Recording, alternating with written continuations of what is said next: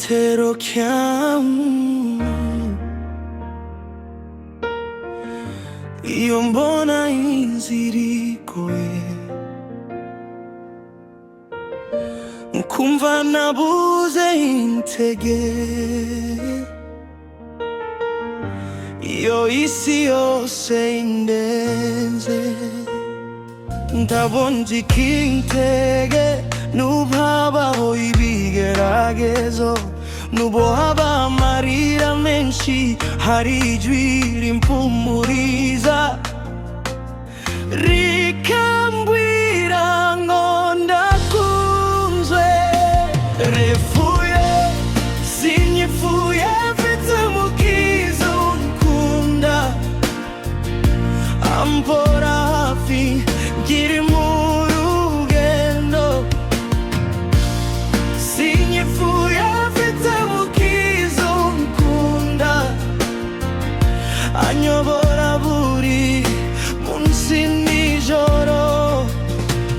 Yesu niwe mbiringiro byanjye, niwe rumuri rwanjye iteka ryose.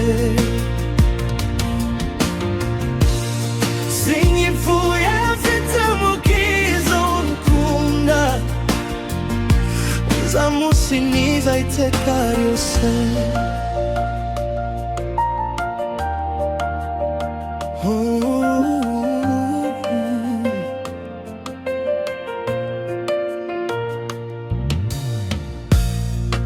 Igitero cyanjye iyo imisozi isa n'ihanamye,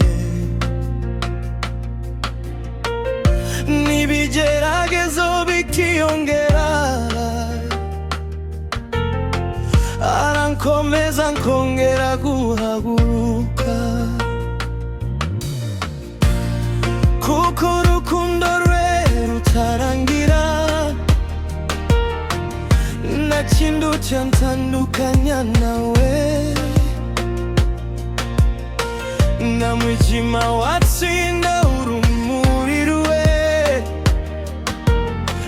Mu maboko ye niho ndukira, kuko ari indahemuka.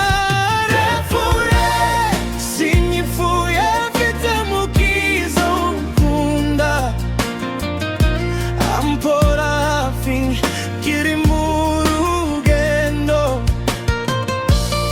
Sinyifuye, mfite umukiza unkunda, anyobora buri munsi nijoro.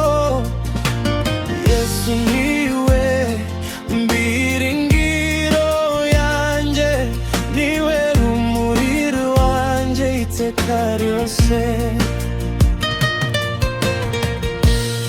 Sinyifuye, mfite umukiza unkunda,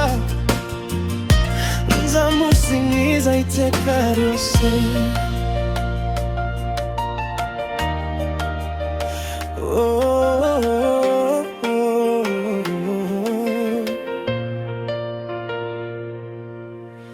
Nubwo isi yahinduka, nubwo abantu bansiga, Yesu we ntansiga na rimwe. Mfite umukiza unkunda.